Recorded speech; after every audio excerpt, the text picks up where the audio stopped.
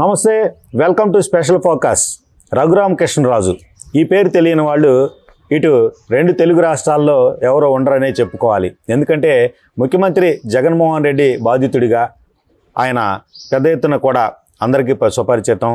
అలాగే ముఖ్యమంత్రి జగన్మోహన్ రెడ్డిని టార్గెట్ చేసినటువంటి వ్యక్తిగా కూడా, అంటే రాజకీయంగా కావచ్చు, సామాజికంగా కావచ్చు, ముఖ్యమంత్రి చేస్తున్నటువంటి పరిపాలనాపరమైనటువంటి అంశాల్లో లోటుపాట్లు, అక్రమాలు, సమస్యలకు సంబంధించి, ప్రజా వ్యతిరేకమైనటువంటి పరిస్థితులకు సంబంధించి ఎదురొడ్డి పోరాడుతున్నటువంటి వ్యక్తుల్లో ప్రధానమైనటువంటి వ్యక్తిగా చెప్పుకోవచ్చు. అంటే రాజకీయ పార్టీలు అయితే పోరాడతాయి, కానీ వ్యక్తులు పోరాడుతున్నటువంటి వ్యక్తులు ఎవరు అంటే రఘురామకృష్ణరాజు గారిని చెప్పుకోవచ్చు. ప్రస్తుతం మనం రఘురామకృష్ణరాజు గారు ఏపీలో అడుగుపెట్టినటువంటి ఒక పరిణామం, గతంలో ఆయన కేసులకు సంబంధించి భయభ్రాంతులకు గురి చేసిన నేపథ్యంలో, ఆయన్ను కేసులకు సంబంధించి అనారోగ్య పరిస్థితులు, అలాగే పోలీసుల చేత దాడులు చేపించిన పరిస్థితుల నేపథ్యంలో ఆయన ఢిల్లీలో ఉన్నటువంటి పరిస్థితి, హైదరాబాద్లో ఉంటున్నటువంటి పరిస్థితి. అయితే ఏపీకి రావడానికి, సొంత నియోజకవర్గానికి రావడానికి కూడా కోర్టు పర్మిషన్ తీసుకొని కోర్టు రక్షణ ద్వారా ఆయన వచ్చిన పరిస్థితి. రఘురామకృష్ణరాజుని అమితంగా అభిమానించేటటువంటి వ్యక్తి ఎవరైనా ఉన్నారు అంటే అడ్వకేట్ రజనీ గారు. ఆయన యొక్క జగన్మోహన్ రెడ్డిని ఏదైతే ఎలాంటి అన్కండిషనల్గా ఎలాంటి పరిస్థితుల్లోనైనప్పటికీ కూడా వ్యతిరేకించేటటువంటి వ్యక్తి, ఎవరైతే ఎదురొడ్డి పోరాడుతున్నటువంటి వ్యక్తి ఉన్నారంటే రఘురామకృష్ణరాజు అని నిత్యం కూడా చెప్పేటటువంటి పరిస్థితి. ప్రస్తుతం రఘురామకృష్ణరాజు గారికి ఇది ఒక తొలి సంక్రాంతి అని చెప్పుకోవాల్సిన పరిస్థితి. జగన్మోహన్ రెడ్డి 5 సంవత్సరాలకు సంబంధించినటువంటి పరిపాలనకు సంబంధించి చూస్తే ప్రస్తుతం మనతో అడ్వకేట్ రజనీ గారు ఉన్నారు. మేడం, చెప్పండి, రఘురామకృష్ణరాజు గారి గురించి మీరు తరచూ చెప్పేటటువంటి పరిస్థితి. One man army. ఆయన ఒక ప్రభుత్వాన్ని ఎదుర్కొని ఆయన స్వీయ రక్షణ కోసం కావచ్చు, ప్రజా సమస్యలకు సంబంధించి కావచ్చు ముందుకెళ్తున్నటువంటి పరిస్థితి. ఆయన తొలిసారిగా ఏదైతే సంక్రాంతి పండుగకి ఆయన సొంత నియోజకవర్గంలోకి రావడం జరిగింది. ఆయన తాజాగా హాట్ కామెంట్స్ కూడా చేశారు. షర్మిల ప్రభావం ఉంటే 150 సీట్లు వస్తాయి, షర్మిల ప్రభావం అంతంత మాత్రం అయితే 130 సీట్లు డెఫినెట్గా వస్తాయి ఏపీలో, జగన్మోహన్ రెడ్డి ఇంటికి పోక తప్పదనేటటువంటి వ్యాఖ్యలు. ముందుగా రఘురామకృష్ణరాజు గారు సొంత నియోజకవర్గానికి రావడానికి సంబంధించి మీరు ఎలా ఫీల్ అవుతారు? ముఖ్యంగా మొట్టమొదటిసారిగా 4 సంవత్సరాల తర్వాత నరసాపురం, భీమవరం పరిసర ప్రాంతాల్లో అడుగుపెట్టినటువంటి త్రిబుల్-ఆర్ అనమాట. త్రిబుల్-ఆర్ సినిమా ఎంత ఫేమస్సో మా త్రిబుల్-ఆర్ గారు కూడా అంతే ఫేమస్. రఘురామకృష్ణరాజు నిజంగా రాముడి పాదుకలతో రాజ్యమేలిందా అన్నది విధంగా ఈరోజు నరసాపురం ఎంపీ సీటు అదే రకంగా ఉందండి. 4 సంవత్సరాలు ఆంధ్రాలో అడుగు పెట్టలేని భయభ్రాంతులు కూర్చున్నటువంటి పరిస్థితులు. మరి భయపడితే ఆంధ్రాలో అడుగు పెట్టలేకపోతే మరి అక్కడ కూర్చొని ఏం చేస్తున్నారు? జగన్ గారికి లొంగిపోయారా? లాల్ సలాం అంటూ, జీ హుజూర్ అంటూ చేతులెత్తేసాడా? లేదు. ఒక వీరోచిత పోరాటం చేశాడు. ప్రతిరోజు అర్ధరాత్రులు, అపరాత్రులు అతన్ని ప్రభుత్వాన్ని గద్దదించే వరకు నిర్విరామ కృషితో ఒక నిష్ణాతులైనటువంటి కొంతమంది వ్యక్తుల దగ్గర సబ్జెక్ట్ కూర్చుకొని, లీగల్ సబ్జెక్ట్ తెలుసుకుని, ప్రతిరోజు అవినీతి పర్వాన్ని బయటకు తీసుకొస్తూ ఒంటికంట ఆ టైంలో ఒక రచ్చబండ పెడతారండి. ఎవరు ఏ పనిలో ఉన్నా సరే ఆ రోజు, ఆ క్షణం, ఆ పని మానుకొని ఆ గంటో అరగంటో ఆయన రచ్చబండ వినాల్సింది. ఎందుకంటే ఈరోజు ఏ సమస్యని లేవనెత్తారు? పేపర్లో మనం అద్భుతమైన సమస్యలు ఎన్నో చూస్తాం, కానీ రాష్ట్ర ప్రజలు ఎదుర్కొంటున్న సమస్యలు రావణాసుడు లాంటి రాక్షసుడితో నాలాంటి వ్యక్తులతో పాటు ఇంకెంతమంది బాధితులు ఉన్నారని అందరినీ కలుపుకొని వస్తారండి. మహాసేన్ రాజేష్ అన్న కానీ, మాలాంటి వాళ్ళని కానీ ఎంతోమందిని ఎంకరేజ్ చేస్తారు. మంచి కొంతమ్మా, చక్కగా మాట్లాడతావు, మంచి సబ్జెక్ట్ ఉంది అంటూ ఎంకరేజ్ చేస్తారండి. ఏ పార్టీ అధినాయకులైనా మేము కలవలేమేమో, కానీ ప్రతిరోజు ఫోన్ కాంటాక్ట్లో అందుబాటులో ఉండగల వ్యక్తి రఘురామకృష్ణరాజు గారు. నిజంగా ఆ తల్లి సొమ్ము తిన్నవాడు, ఆ తల్లి చేతి అన్నం తిన్నవాడు విశ్వాసం చూపించకపోతే వాళ్ళ కర్మ గతి ఏ రకంగా ఉంటుంది అంటే, ఆయన పాదయాత్ర చేస్తున్నప్పుడు ఎంత డబ్బు రఘురామకృష్ణరాజు గారి భార్య చేతులతోంచి తీసుకున్న వ్యక్తికి తెలుసు, ఇచ్చిన ఆ తల్లికి తెలుసు. ఈరోజు ఆ తల్లి భర్తని అరెస్ట్ చేయించాడా? సహజం. కానీ కాళ్ళ మీద కుళ్ళబొడిచిచ్చాడా? సరే, తప్పదేమో. అంతకు మించి చంపించబోయారండి. కొన్ని ట్రైన్లు ఆపేసి సెక్యూరిటీ ఫోర్స్ ఆయన ముందుగానే బయటకు తీసుకొచ్చి కాపాడగల పరిస్థితులు. ఎందుకంటే ఈ దేవుణ్ణి గట్టిగా నమ్మే వాళ్ళం అండి మేము. నిజంగా రాజుగారు కానీ నేను కానీ. ముఖ్యంగా మాకు తిరుమల తిరుపతి వెంకటేశ్వర స్వామి అంటే భయభక్తులతో ఉంటాం. ఆయన నమ్ముకున్న వెంకటేశ్వర స్వామి ఆయన్ని అడుగడుగునా కాపాడారు. ఆ తల్లి శనివారం పచ్చి నీళ్లు కూడా ముట్టుకోదు. వెంకటేశ్వర స్వామికి పూజ చేయింది, ఒంటి ఉపవాసం ఉండంది. ఈరోజు ఆవిడ మాంగళ్యం కాపాడగలిగారంటే భగవంతుడి దయే. అటువంటి వ్యక్తి మామూలుగా ఎంపీలు ఎంతోమంది ఉంటారండి, మాకెవ్వరూ తెలియదండి బాబు. 27 మంది ఎంపీలో ఎంతో ఉంటారు కదా మనకు తెలిసి, 25 మంది. దాంట్లో ఒకళ్ళ పేర్లు కూడా మాకు తెలియదు, వాళ్ళు ఏం చేస్తుంటారో ఏంటో మాకు తెలియదు.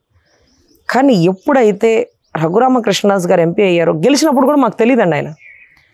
ఎప్పుడైతే సమస్యను ఎదుర్కొన్నారో, ఎప్పుడైతే సమస్యల వలయం నుంచి చిక్కుకున్నారో, అక్కడి నుంచి బయటకు వచ్చిన తరుణంలో ఆయన హీరోయిజాన్ని చాటుకున్నారండి.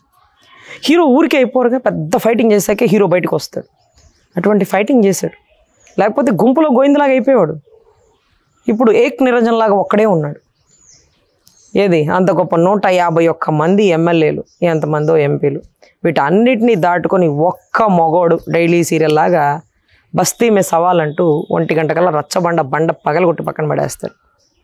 పగ, ప్రతీకారం, వీటన్నిటికంటే మించి ఏ రోజు కష్టపడిన వ్యక్తి అండి. ఈరోజు రాజశేఖర రెడ్డి గారు అయినా రూపాయి వైద్యంతో వెలుగులోకి వచ్చిన వ్యక్తి. చంద్రబాబు గారు అయినా వాళ్ళ నాన్నగారు పొలం వేసుకుంటూ బయటకు వచ్చినటువంటి వ్యక్తి. వీళ్ళందరూ చిన్న చిన్న స్థాయిలు అండి, ఈరోజు గొప్ప స్థాయికి రావచ్చు. కానీ వీళ్ళు పుట్టుకతో కోటీశ్వరులు, అపర కుబేర్లు, బంగారు స్పూన్తో తినగల సమర్థులు. ఇటువంటి వారిని నువ్వు జైల్లో వేసి కర్రలతో కొళ్ళబొడిచి కాళ్ళ మీద వాపులు చూపిస్తే ఒక డాక్టర్ గారి చేత్తో ఇప్పిస్తారండి. ఇది సొరియాసిస్ వ్యాధట, దానివల్ల వచ్చిన మచ్చలంట. అదేందో ఒళ్ళంతా రాక కాళ్ళ మీద వచ్చినాయో మాకు అర్థం కాదు. తర్వాత కడుపుతో ఉన్న వారికి ఇలా తరచుగా రావచ్చు అని డాక్టర్ చెబుతుంది. అమ్మ నేను బాగా తిని పొట్టొచ్చింది కానీ ఇది కడుపు కాదు తల్లి, మొగోడు కడుపు పెట్టొచ్చిద్దమ్మా, కాస్త చూడండి గుర్తించండి నా పరిస్థితిని అంటూ రిపోర్ట్ అష్టవంకర్లుగా రాసేసినటువంటి యంత్రాంగం. ఈ యంత్రాంగం అండర్ కంట్రోల్ ఆఫ్ ప్రభుత్వం. సో ఇటువంటి పరిస్థితుల్లో తీరు తెన్ను లేక ఆ భార్య సెంట్రల్ అమిత్ షా గారితో, అంతకంటే మించిన కీలక నేతలతో మాట్లాడి నా భర్త పరిస్థితి ఏంటి, ఎన్ఎస్జీ కమాండర్లు పెద్ద పెద్ద సెక్యూరిటీ ఫోర్స్ ఉన్న వాళ్ళ మధ్యలోంచి తీసుకెళ్ళిపోయారు. ఆ రోజు ఆ తల్లి చెప్తుంది, నేను అలాగే కూర్చున్నాను రజని, ఆ రోజు ఆయన పుట్టినరోజు కేక్ అంతా కట్ చేశారు. సరే నేను పైకి వెళ్ళాను, కిందకి చూస్తే పోలీస్ వాళ్ళు వచ్చారు. ఒకవేళ పోలీస్ వాళ్ళని పిలిచాడేమో పుట్టినరోజుకి, రఘుకి అందరూ తెలుసు కదా, సో పలకరించడానికి వచ్చారేమో అనుకున్నానమ్మా. సడన్గా వాళ్ళు పట్టుకొని వెళ్ళిపోతుంటే గుండె జారిపోయింది. ఎప్పుడు మా చరిత్రలో ఇలా చూడలేదు. టెన్షన్ పడుతూ మెట్లు గబగబా దిగి బయటకు వచ్చేటప్పటికి పోలీసు సెక్యూరిటీ ఫోర్స్ను కూడా పక్కకు పెట్టి తీసుకొని వెళ్ళిపోయారు. అంతగా తప్పు ఏం చేశాడో మాకు తెలియలేదు. పోను ఆయన ప్రాణానికి కూడా రక్షణ లేదు. జైల్లో ప్రాణాలతో నుంచి బయటకు వస్తాడనే నమ్మకం కూడా కోల్పోతున్నాం. సెంట్రల్ నుంచి ఎంతోమంది అధికారులకి ఫోన్లు చేసాం. అప్పుడప్పుడు రఘు కాబట్టి 2-3 రోజుల్లో రాగలిగారు. ఇంకొకరైతే జైల్లోనే చనిపోయేవాళ్ళు. అదే రకంగా రఘును కొడుతున్నప్పుడు వీడియో కాల్ చేసి ఇంకొక వ్యక్తులకి చూపించారట. అది నాతో చెప్పి చాలా బాధపడ్డాడు అని ఆ తల్లి ఆవేదన ఉంది చూడండి. వీళ్ళిద్దరేం పరాయోళ్ళు కాదండి, చాలా చిన్న వయసులో పెళ్ళయిందంట. ఒకరికొకళ్ళు మేనత్త కూతురు మేనత్త కొడుకు. సో చాలా సన్నిహితంగా రఘు అంటే అంత అపరిమితమైన ప్రాణం, ప్రేమ. మేము బతికున్నామంటే నిజంగా వెంకటేశ్వర స్వామి దయ రజని. మేము ఆంధ్రాలో అడుగు పెట్టాం, బతికితే మేము ఏదో ఒక వ్యాపారం చేసుకొని ఇక్కడే బతకగలుగుతామంటూ ఆ కుటుంబాన్ని వణికిచ్చాడండి. అప్పుడు నాకు అర్థమైంది, తల్లి చెల్లి కూడా తెలంగాణ దాటి ఆంధ్రాలో రావట్లేదంటే జగన్మోహన్ రెడ్డి రెండో యాంగిల్ ఒకటి ఉంటుందండి. అది చూస్తే బ్రతుకు మీద ఆశ ఉన్నోడు జీ హుజూర్ అని అనాల్సిందే, కల్ముక్తా బాంచేద్దని అనాల్సిందే, లేకపోతే దూరంగా దాక్కోవాల్సిందే. అటువంటి పరిస్థితుల్లో జీ హుజూర్ అనలేక ఒక రాజు కుటుంబం పుట్టినందుకు, ఒక రాజు పుట్టక పుట్టినందుకు అంత చావు చివరి టంచుల దాకా వెళ్ళినా సరే పోరాటంలో రాజులో మేము ధీటుగా ఉంటామన్నట్టుగా చివరి వరకు జగన్మోహన్ రెడ్డి గారిని ఎదిరించారు. ఈరోజు భీమవరంలో అడుగు పెడుతుంటే కొన్ని వందల వేల మంది, లక్షల మంది జనం కుప్పలు తప్పలుగా ఆయన వచ్చి చూస్తూ, అయ్యా మిమ్మల్ని చూస్తాం అనుకోలేదయ్యా అని ఒకళ్ళు, మళ్ళీ ఊరికి పండగ వచ్చిందయ్యా అని ఒకళ్ళు, సంక్రాంతి పండగ ఇప్పుడు మాకు వచ్చిందయ్యా 4 సంవత్సరాల తర్వాత అని ఒకళ్ళు. ఢిల్లీలో చాలా ఫ్రీగా మాట్లాడేదాన్నండి. హైదరాబాద్ వెళ్ళినప్పుడు కూడా చాలా సబ్జెక్ట్ గురించి మాతో డిస్కస్ చేసేవారు. రజని ఈ కేసు వేశారు సిద్ధార్థ లుత్రా గారు, ఇలాంటి జడ్జిమెంట్ అది ఇదని మంచి అనలైజింగ్గా సబ్జెక్ట్ గురించి. ఎప్పుడైతే భీమవరంలో ఆయన వైభోగం ఎలా ఉంటుందో చూడడానికి వెళ్తే అక్కడ ఉండేవాళ్ళు మాట్లాడచ్చు, మీరు ఢిల్లీ అయినా మాట్లాడచ్చు, మళ్ళీ మా రాజుగారు మాకు దొరకరు మేడం, మళ్ళీ ఎలక్షన్ కూడా వచ్చాక ఎప్పుడు వస్తారట, ఈలోపు మేము మాట్లాడుకోవాలి, ఈలోపు మేము చూసుకోవాలి, మా ఊరు అన్ని ఏరియాలో తిరగాలి అంటూ ఎంతోమంది కుప్పలు తప్పలుగా కదిలొచ్చినటువంటి పరిస్థితులు అండి. ఈరోజు రాజుగారు అబ్బాయి భరత్ అండి, వ్యాపారాల్లో పూర్తిగా నిష్ణాతులైనటువంటి వ్యక్తి. అదే రకంగా రాజుగారికి ఒక కూతురు ఉందండి. ఆ కూతురు రామచంద్ర గారి అబ్బాయిని పెళ్లి చేసుకుంది. ఎవరు ఈ రామచంద్రయ్య అంటే గౌరవ రాజశేఖర రెడ్డి గారి ఆత్మట. అసలు కట్ చేస్తే రాజుగారు ఒకరోజు జోక్ అనమాట. పైన మేడం గారు ఉన్నారు, కింద సార్ ఉన్నారు, ఎదురు కూర్చొని మాట్లాడుతుంటే, రజనీ నీకు రాజశేఖర రెడ్డిని చూపించినా అన్నాడు. ఎలా అన్న, పిలిపిస్తాను ఆగా అన్నాడు. ఎలా అన్న, రాజశేఖర రెడ్డి కిందకి రావా నువ్వు అన్నాడు. అంటే ఇదేంట్రా బాబోయ్ రాజశేఖర రెడ్డిని కిందకు పిలుస్తున్నారు అంటే, కాదు రాజశేఖర రెడ్డి కేవీపీ రామచంద్ర కొడుకు మనవడు పేరు రాజశేఖర రెడ్డి పెట్టారు. వీళ్ళు రాజులు కదా, మళ్ళీ రాజశేఖర రెడ్డి పెట్టారు ఏంటంటే, కాదంట వైఎస్ రాజశేఖర రెడ్డి.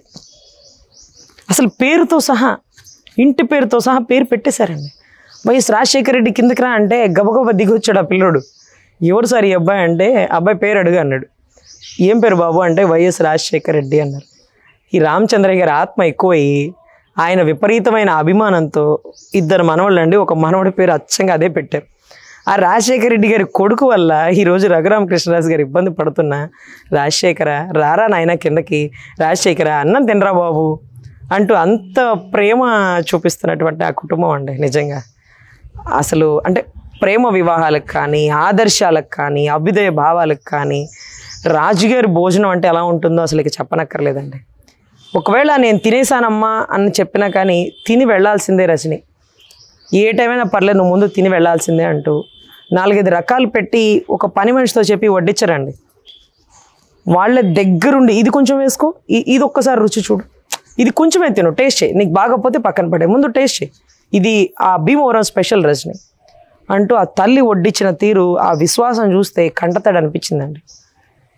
ఇలారా ఈ తల్లికి అన్యాయం చేయాలని చూసావు, ఎలారా ఆ భర్తని దూరం చేయాలని చూసావు, ఎలారా వాళ్ళ డబ్బులు తీసుకొని నువ్వు పాదయాత్ర చేసుకొని అన్నం తిని మొండి చేయి చూపిస్తారు చూడండి, తిన్నింటి వాసాలు పెడతారు చూడండి, అది నీ బతుకు.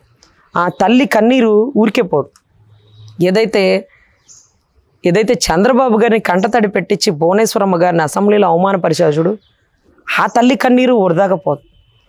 అమరావతి రైతుల ఆడబిడ్డలు భూములు ఎక్కడిచ్చారో తెలియకుండా భూములు ఇచ్చి, ఏ రోజు భర్తకి తెప్ప వీళ్ళ ఎవరికి తెలియని వ్యక్తులు ఈరోజు బయటకు వచ్చి 4.5 సంవత్సరాల నుంచి ఉద్యమం చేస్తున్నారు చూడు, ఆ తల్లి కన్నీళ్ళు వృధాకపో. అంగన్వాడీ వాళ్ళు ప్రతి ఆడబిడ్డని సొంత తల్లిగా భావించి, ఒక పిల్లని చంకలో ఒక పిల్లని కింద పెడితే చూసే తల్లి ఏమనుకుంటుందని 2 పిల్లల్ని చంకలో ఎత్తుకెళ్ళినటువంటి అంగన్వాడీ ఆడబిడ్డలు, అశుద్ధాన్ని కూడా పరిశుభ్రంగా క్లీన్ చేసి చేత్తో అన్నం కలిపి నోట్లో పెట్టే ఆ తల్లులు మదర్ తెరిసాకు మారుపేరు. అటువంటి అంగన్వాడీ ఆడబిడ్డలు నేర్పిస్తున్నాం. ఎంతమంది దళిత ఆడబిడ్డలు ఉసూరుమంటున్నారు. ఈరోజు సుబ్రహ్మణ్యాన్ని చంపినటువంటి అనంతబాబుని నువ్వేం చేసావు? నీతో పాటు ఫ్లైట్లో తిప్పుకొని ఎమ్మెల్సీ నుంచి ఎమ్మెల్యేకి ఇచ్చావు. ఆ దళిత బిడ్డ ఆవేదన. అసలు ఎంతమంది ఆడబిడ్డలు, దళిత బిడ్డలు నరకబడ్డారు, చంపబడ్డారు. ఒక ఆడబిడ్డని కాపాడబోయి ఒక బిడ్డ అమర్నాథ్ గౌడ్ తనంతట తాను తగలబెట్టుకున్న పరిస్థితి. అంటే నోరెత్తి మాట్లాడితే పసిబిడ్డను కూడా లెక్క చేయము అన్నటువంటి నీ ప్రభుత్వానికి ఖచ్చితంగా కత్తి మీద సాన్లాగా అవుతుంది ఈసారి ఎలక్షన్స్. రఘురామకృష్ణరాజు గారు దెబ్బతిన్న పాము పగబట్టి వచ్చి కూర్చొని రాష్ట్రంలో రాజకీయం ఎలా చేస్తుందో చూడండి. చదువుకున్న వాడికి, రౌడీజం గల్ల వాడికి తేడా చూడండి. రాష్ట్రంలో అందరూ నివ్వెరపోయే నిజాలని వెలుగులోకి తీసుకొస్తూ కల్తీ మందుల్ని ఎప్పుడో గతంలోనే టెస్ట్ రిపోర్ట్లకి పంపించి రాష్ట్రంలో జరుగుతున్న ప్రతి తప్పుని ఎన్ని వేల కోట్లు స్కామ్ చేశాడు, ఎన్ని వేల కోట్లు సెంట్రల్ నుంచి అప్పు తెచ్చుకున్నాడు, ప్రతిదీ రిపోర్టు ఆధారపూర్వకంగా మాట్లాడుతున్నటువంటి హైకోర్టులో కూడా పిటిషన్ వేశారు మేడం ఆ వ్యక్తి. సో ఖచ్చితంగా తప్పు చేసిన వ్యక్తి బయటకు వదిలేయడం ఏంటండి? 6,041 వాయిదాలకు అటెండ్ కాని వ్యక్తి సిబిఐ కేసులో ముద్దాయి బెయిల్ మీద బయటికి వెళ్ళడం ఏంటండి అంటూ ఈరోజు బెయిల్ క్యాన్సిల్ చేయమని వేసిన పిటిషన్ కూడా ఆయనదేనండి. ఏవైనా రాజులు ధైర్యవంతులని మరొక్కసారి రఘురామకృష్ణరాజు గారు కత్తి పట్టకుండా యుద్ధం చేస్తున్నటువంటి పర్వం అండి ఈరోజు. ఖచ్చితంగా ఆయన చెప్పినట్టుగా ఏదైతే షర్మిలమ్మ గారి సహాయ సహకారాలు ఉంటే 150 సీట్లు, ఒకవేళ షర్మిలమ్మ సహకరించకపోయినా 135 సీట్లతో జనసేన తెలుగుదేశం కూటమితో గెలుపు తథ్యం. ఈ అవినీతి పరుడైన అరాచకుడైనటువంటి ఈ వ్యక్తిని ఆడబిడ్డల ఉసురు తగిలి ఎంతోమంది మగవాళ్ళు ప్రాణాలకు సైతం పోరాడి ఈరోజు జైళ్ళలో ఉన్నటువంటి ప్రతిపక్ష నేతల బాధలు ఖచ్చితంగా ఈరోజు తుదముట్టించబోతున్నారు. సో రానున్న కాలంలో రామరాజ్యం రాబోతుందంటూ నరసాపురం భీమవరం పరిసర ప్రాంతాల వాళ్ళు చాలా సంతోషంగా ఉన్నారండి. ఏదైతే రాజుగారు అబ్బాయి భరత్ ఉన్నాడో, రాజుగారు అందుబాటులో లేనప్పుడు రాముడి పాదుకలతో భరతుడు రాజ్యం ఏలతాడు అనే విధంగా ఈరోజు భరత్ అప్పుడప్పుడు భీమవరంలో పరిసర ప్రాంతాలన్నీ పర్యవేక్షిస్తూ గుళ్ళ ఓపెనింగ్కి అన్నిటికీ ఎక్కడ ఎవరికి ఏ సమస్య వచ్చినా వారిని ఆదుకుంటున్నటువంటి భరత్ కూడా రానున్న కాలంలో రాష్ట్ర ఎలక్షన్స్లో ఒక కీలక పర్వం పోషించబోతారేమోనని మనస్ఫూర్తిగా ఆశిస్తున్నామండి. ఎంతోమందికి తల్లిగా, ఎంతోమంది రాజకీయవేత్తలకి, ఎంతోమంది నిష్ణాతులకి సమర్థత గల సమాధానం చెప్పగల రాజుగారి భార్య ఎప్పటికీ ఒక జిజియాబాయి లాగా, ఏదైతే అశోక్ చక్రవర్తి ఉంటారు చూడండి, ఇలా నువ్వు చేయాల్సిందే భరత్ అంటూ శాసిస్తూ ఇది కరెక్టు ఇది తప్పు అంటూ రాజుగారికి అడుగడుగున సలహా సూచనలు ఇస్తున్నటువంటి ఆ తల్లి కూడా నిజంగా గొప్ప వీరవనితగా భావిస్తూ ఆ కుటుంబానికి మంచి జరగాలని, రానున్న ఎలక్షన్స్తో భారీ మెజారిటీతో గెలిపి రఘురామకృష్ణరాజు గారి జెండా ఎగురవేయాలని, ఆయన మీద పెట్టినటువంటి తప్పుడు కేసులను కొట్టేసి ఆ కుటుంబానికి రక్షణ కల్పించాలని మనస్ఫూర్తిగా కోరుకుంటున్నాను.